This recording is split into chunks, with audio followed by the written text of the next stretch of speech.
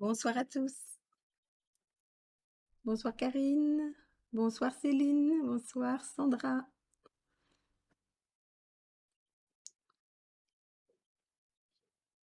Alors, voilà, donc pour toutes les personnes qui vont nous rejoindre, je vous invite donc à mettre votre nom dans les commentaires. Et donc, nous allons donc, en attendant que les personnes se connectent, je vais rappeler donc les objectifs de l'Académie de formation en soins holistiques et développement personnel.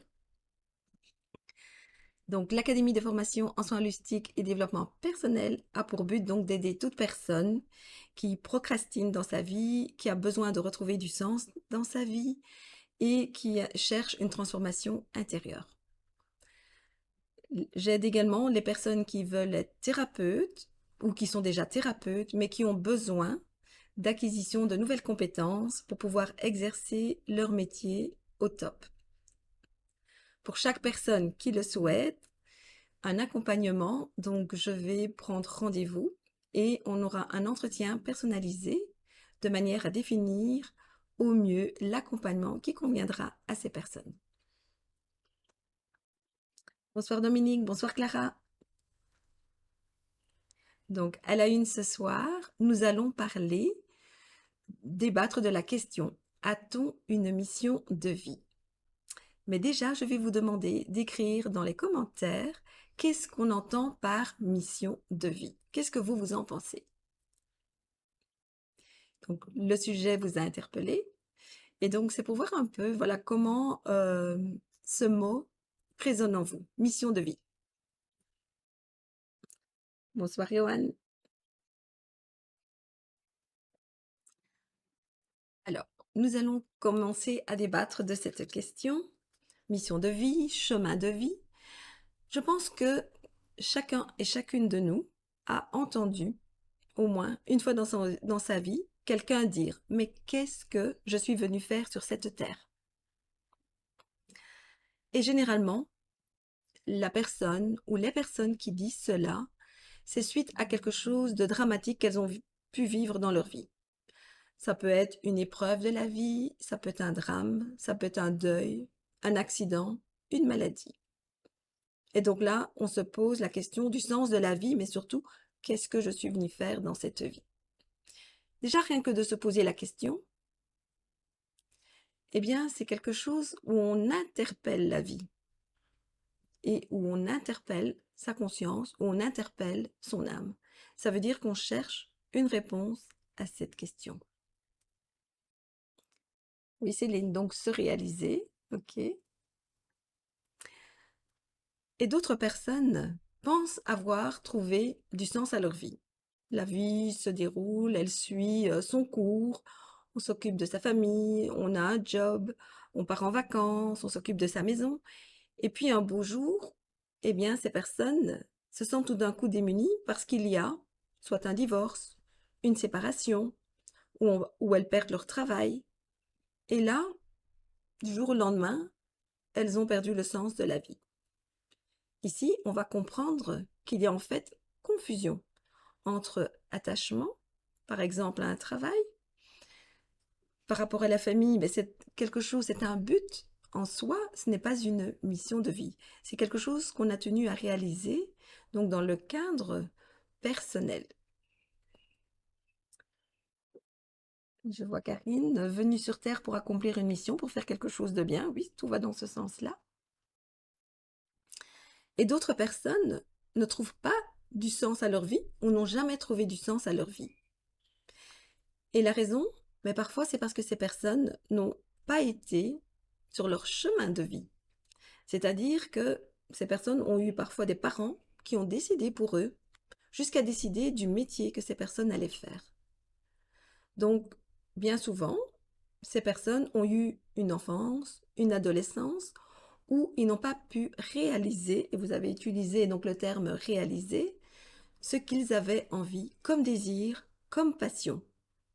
Il y a parfois des personnes qui sont très autonomes, donc de naissance, et il y a des parents qui, au contraire, vont, on va dire, écraser cette autonomie. Et puis, cette personne va évoluer et ne va plus pouvoir retrouver cette autonomie qui était en fait naturelle. Et ces personnes se retrouvent sur le chemin de vie que les parents ont tracé pour elles, mais ne sont pas dans leur mission de vie. Et donc, quelquefois, ces personnes vont même exercer donc le travail que les parents ont décidé pour elles.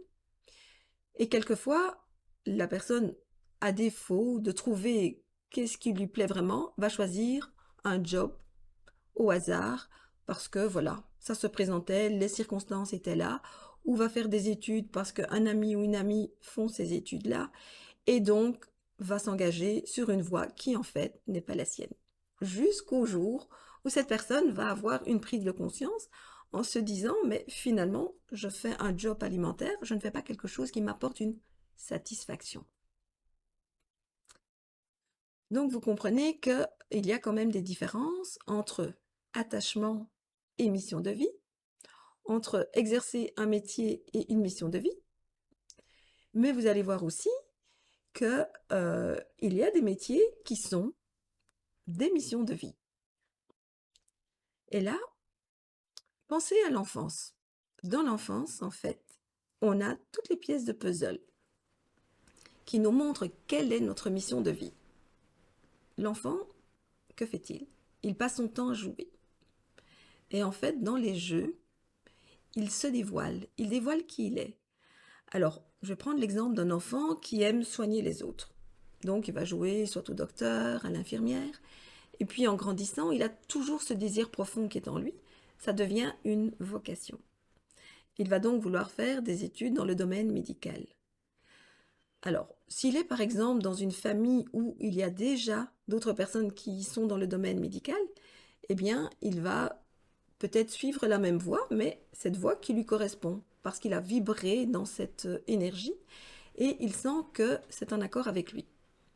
Mais ce qu'il va faire également, puisqu'il est adulte, il va passer par la compréhension de soi, de la compréhension de ce qui existe, de la compréhension des potentialités de pouvoir aider les autres à la manière dont lui il a envie, et il va mettre ça en interaction avec sa personnalité. Donc je vais prendre l'exemple de cet enfant qui a peut-être un papa qui est médecin et qui décide aussi d'être médecin. Sauf que lui, il a la passion de vouloir s'occuper des enfants et donc va devenir pédiatre. Et puis une autre personne, ça peut toujours être une personne qui peut être dans une famille où on travaille dans le domaine médical ou pas du tout, et qui a envie de continuer à soigner les autres, mais dans sa passion, elle est plutôt portée vers la nature, vers les bienfaits de la nature. Et donc cette personne va choisir de devenir naturopathe. Et puis, il y a d'autres personnes qui ont toujours le désir d'aider les autres, mais qui veulent le faire par rapport à l'âme, par rapport à la souffrance de la personne. Et donc ces personnes vont se destiner à un métier de thérapeute. Bonsoir Christina.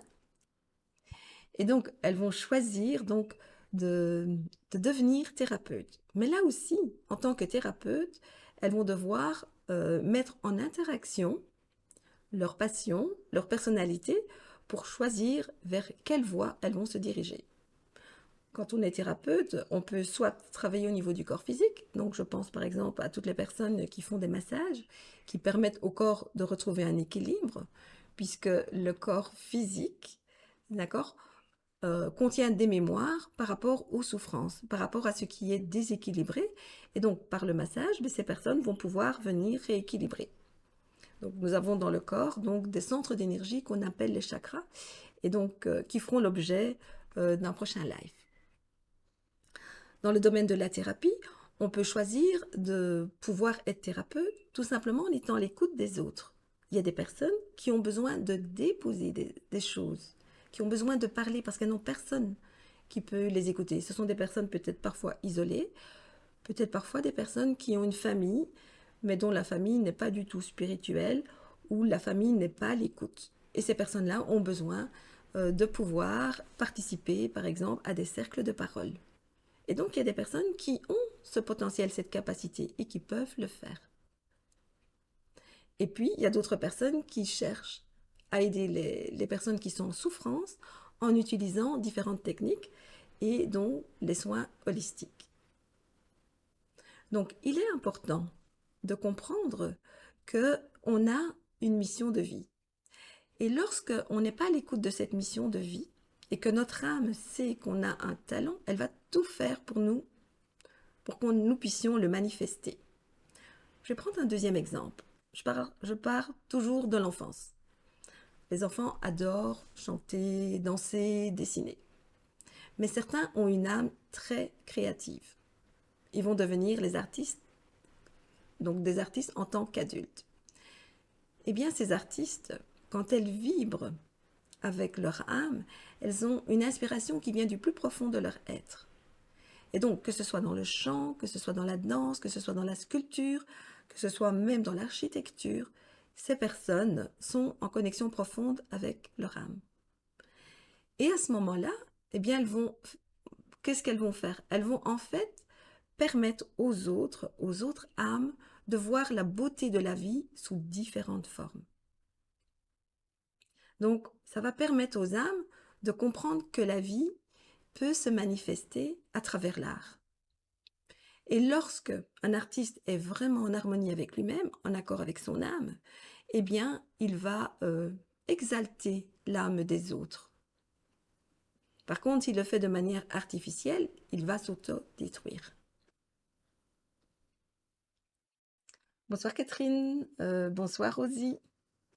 Voilà, donc si vous aussi vous avez envie de partager ce que vous entendez par mission d'âme, n'hésitez pas à le mettre dans les commentaires. Donc comme je disais tout à l'heure, donc en fait, si on regarde notre vie, c'est-à-dire que les événements, les situations, les personnes que l'on rencontre, c'est tout un puzzle de notre vie. Et quand on assemble le tout, eh bien on peut découvrir qui on est vraiment. Si je pars de mon exemple, au départ, je me destinais donc, après Mareto, à être enseignante. Et puis, arrivée ici en Belgique, donc j'étais déracinée. Et mon père me dit, mais écoute, tu as toujours travaillé avec moi, je suis comptable, pourquoi tu ne vas pas faire des études de comptabilité? Oui, pourquoi pas? J'ai failli marcher sur son chemin de vie. Je me suis inscrite. Au bout d'un an, dès que je me suis inscrite, les premiers mois, je ne me plaisais absolument pas, c'était pas fait du tout pour moi. Mais donc j'ai poursuivi quand même l'année scolaire et puis j'ai changé. Et c'est là que j'ai pris conscience, je me suis dit, mais finalement, l'enseignement à l'époque était bouché. Ça veut dire que les enseignants étaient au chômage, ils n'arrêtaient pas de manifester. Et donc je me suis dit, je ne vais pas m'engager dans un métier où je ne vais pas trouver ma place. Et puis je me suis renseignée de voir, mais comment je pouvais quand même enseigner sans être dans l'enseignement. Et là, donc, c'est en faisant des études en sciences commerciales, et donc orientation, communication, relations publiques, que je me suis dit, mais oui, voilà, là je peux trouver ma voie parce que ça m'offre plusieurs possibilités. Et puis j'ai travaillé dans des sociétés, et mes enfants étant à l'école, un beau jour, donc on m'a demandé de devenir médiatrice à l'école, étant donné que j'étais déléguée de parents, comme il y avait un problème entre des parents et l'institutrice. Et là, donc, ce métier-là, ce travail-là, pardon, je l'ai pris à cœur. Et donc, j'ai pu régler le problème qui existait entre l'institutrice et 3 parents de la classe de mon fils. Et là-dessus, le directeur m'a dit, mais vous savez, dans les écoles, on a énormément de problèmes de communication. Et il avait été regarder un peu dans ma fiche. Et ayant vu que voilà, j'étais diplômée en communication, il m'a demandé de faire une conférence pour les enseignants. Et au départ, il devait être 5, et finalement, ça a été l'ensemble. Et là, j'ai compris qu'il y avait une petite porte qui était en train de s'ouvrir. J'avais 33 ans. Donc, la vie me poussait vers quelque chose. Voilà, c'était une ouverture vers le monde de l'enseignement. J'ai continué à travailler donc dans des entreprises. Et puis à un moment donné, je suis devenue indépendante. Le feng shui est arrivé à moi. Je passe les détails. Et là, ce sont les personnes qui sont venues me chercher en me disant, mais pourquoi vous ne faites pas de formation? Et donc, pourquoi pas?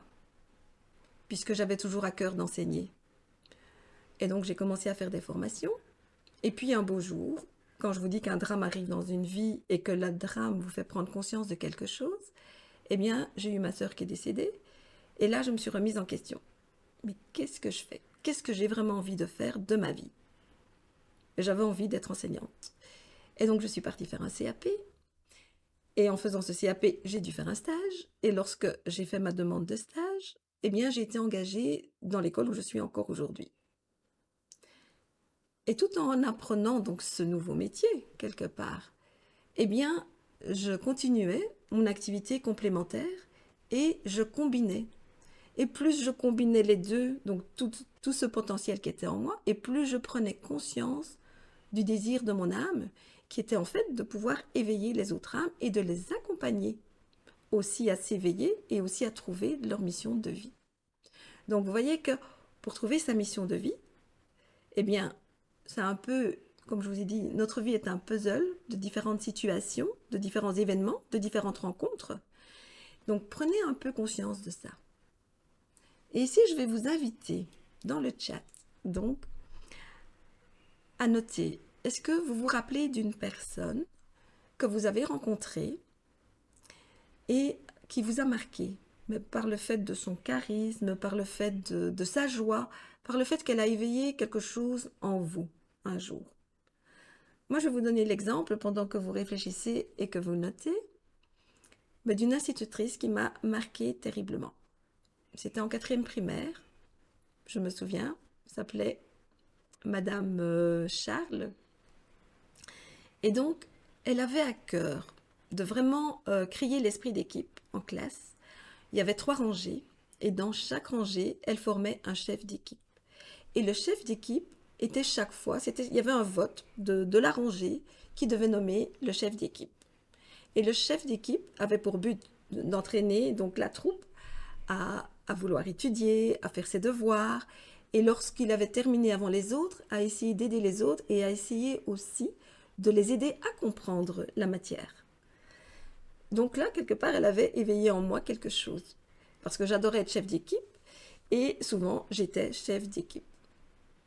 Elle nous ouvrait aussi l'esprit vers le monde extérieur.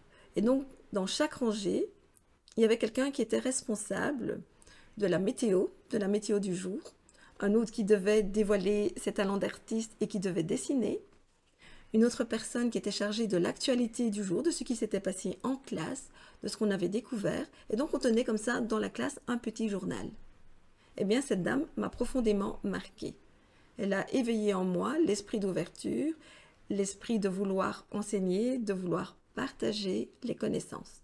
Et j'imagine que vous aussi. Voilà. Donc, vous avez encore le temps de pouvoir réfléchir, de pouvoir l'écrire, et même vous pouvez l'écrire dans le replay si ça vous vient par la suite. Pourquoi? Parce que, en fait, vous voyez que la mission d'âme, elle est présente pour que nous ayons une interaction entre toutes les âmes, que nous nous éveillons tous. Et donc, c'est important. Donc, l'exemple de quelqu'un peut amener une autre personne à se remettre en question. Donc, je reviens, comme j'en ai parlé tout à l'heure, au thérapeute. Le thérapeute qui a une mission d'âme et il se sent investi de quelque chose qu'il a envie de partager parce qu'il a donc un talent à partager. Et souvent, il a des difficultés à découvrir quel est ce talent. Pourquoi? Tout simplement parce que le talent du thérapeute, c'est quelque chose qu'il fait quelque part de manière fluide, parfois de manière innée. Ça fait partie de sa personne, de sa personnalité. Et souvent, donc, il a besoin d'un regard extérieur pour l'aider. Sinon, ça prend un temps, parfois assez long, de se découvrir, d'aller chercher des informations à gauche, à droite. Alors, à votre niveau, est-ce que certaines personnes peuvent dire qu'aujourd'hui, elles se sentent dans leur mission de vie? Donc, les personnes qui sont présentes, est-ce que vous sentez que vous êtes dans votre mission de vie? Je vous ai parlé du chemin de vie. Le chemin de vie, c'est la voie qu'on va emprunter pour aller vers sa mission de vie. Donc, cette voie peut être courte, comme elle peut être longue, comme elle peut être avec des détours, parce que voilà, on n'a pas compris, on se cherche, et puis quelquefois, on n'a pas envie de se remettre en question. Pourquoi? Parce qu'on a peur parfois de sortir de sa zone de confort. Sortir de sa zone de confort, c'est remettre en question ce que l'on a peut-être appris, remettre en question certains principes, remettre peut-être en question certains fonctionnements de la vie avec lesquels on n'est plus en accord. Et sortir de sa zone de confort, c'est changer de fréquence, c'est changer de vibration. C'est aussi quelquefois avoir peur du regard des autres et ne plus se sentir en lien avec les autres. Mais en finalité, lorsque l'on se met sur sa fréquence, la fréquence de son âme, eh bien, c'est un véritable cadeau que l'on va se faire. C'est-à-dire qu'on va vibrer de manière différente. On va rayonner. Et même quand il va arriver des catastrophes dans notre vie, plutôt que de regarder le côté négatif, on va toujours avoir ce côté positif pour aller de l'avant, pour s'en sortir.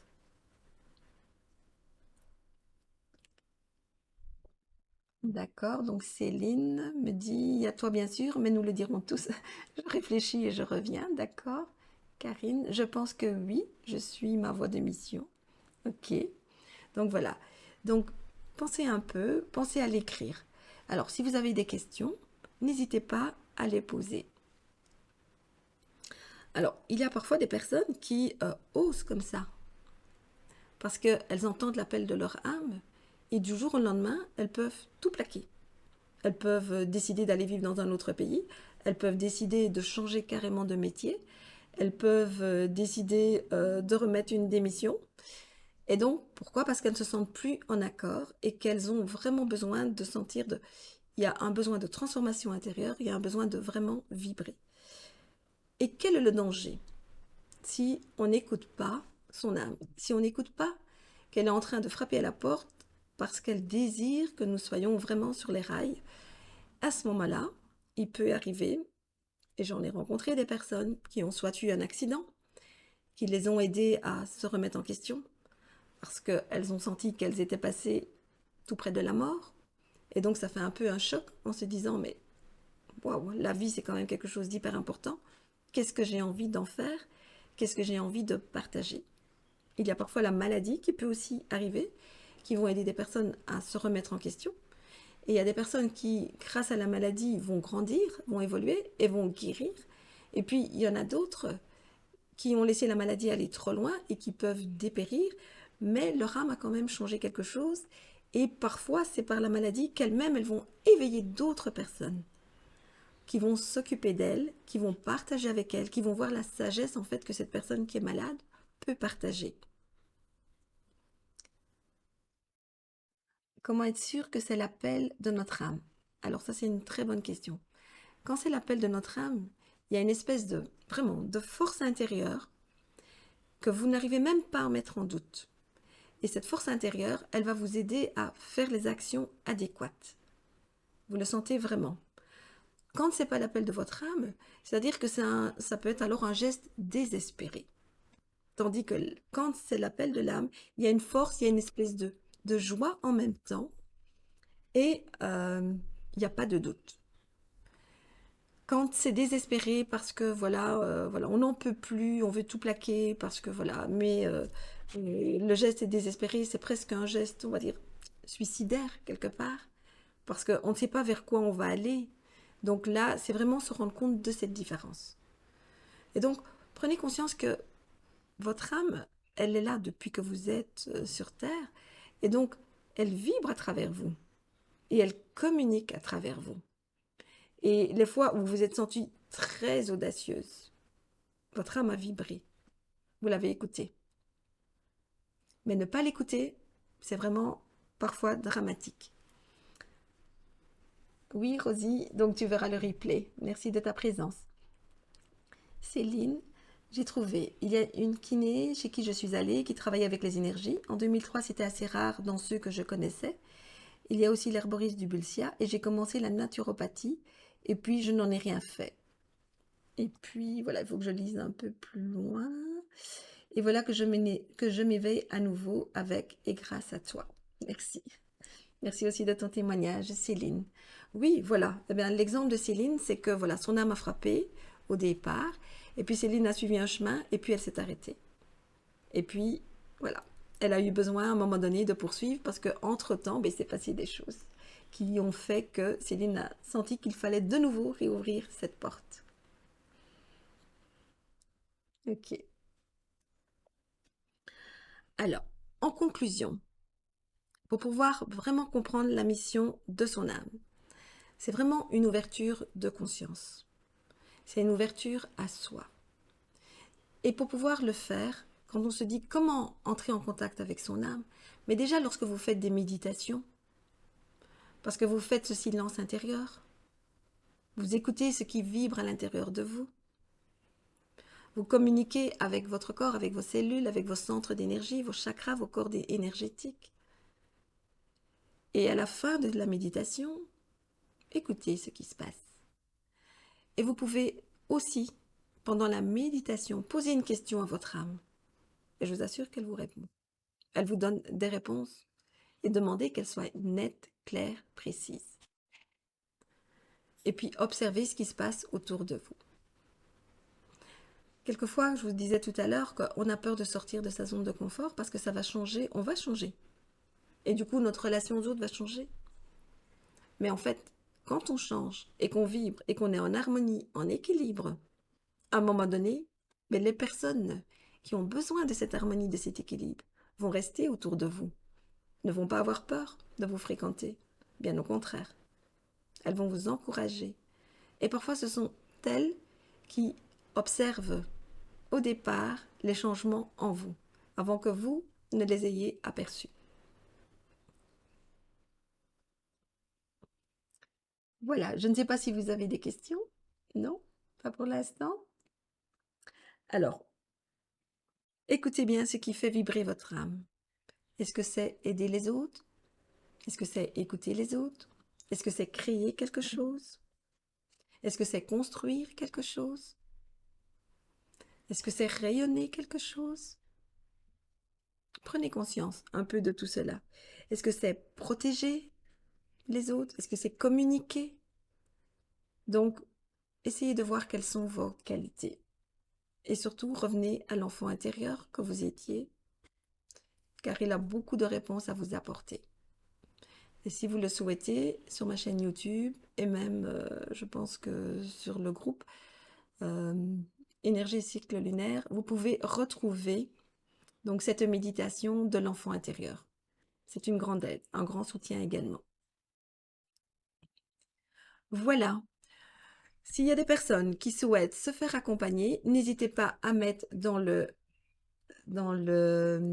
chat, donc accompagnement, développement personnel. Si c'est des personnes qui, en tant que thérapeute ou futur thérapeute, souhaitent un accompagnement, n'hésitez pas à le noter, même en replay, ou envoyez-moi un message, soit par mail ou via Messenger. Je vous contacterai et on fixera ensemble un rendez-vous. Voilà, j'espère donc avoir répondu à vos questions, avoir éveillé en vous justement cette curiosité de comprendre quelle est votre mission d'âme et donc vous aider donc à rayonner pour les temps qui vont venir. Voilà, merci à tous de votre écoute et à mardi prochain pour un prochain 20h où nous allons parler de l'ancrage et ce problème, donc si on a un problème d'ancrage, est-ce que cela nous rend vulnérables? Donc, je vous souhaite à tous une belle soirée et vous invite donc à me rejoindre mardi prochain. À bientôt.